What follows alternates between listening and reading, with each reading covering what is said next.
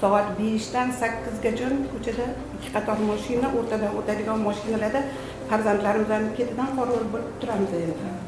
Shu mashinalarni o'sha Chuchevitsinani stoyankasi bor edi, o'sha yerga qo'yishni iloji bormi?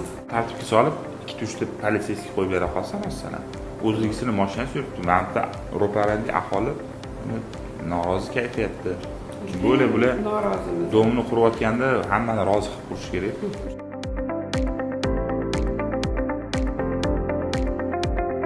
Mahalla ayollari nomidan, ota-onalari nomidan hokim qabuliga keldim. Hokim qabuliga kelgandim, yaxshi ishlarimni ijobiy hal qilib beradigan bo'ldilar.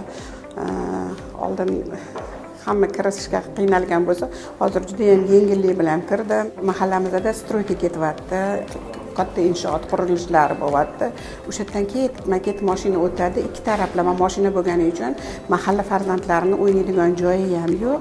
Ularni anaqa qilishga ota-onalar qorovul bo'lishimiz kerak. Qorovul bo'lgan taqdirimizda ham shu kuni kechada ikkita odamni mashina bosib oladi.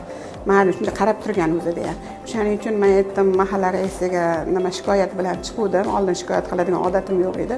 O'zim o'sha mahallada ancha ishlaganman. Keyin kelishga majbur bo'ldim. Mana hal qilib berdilar.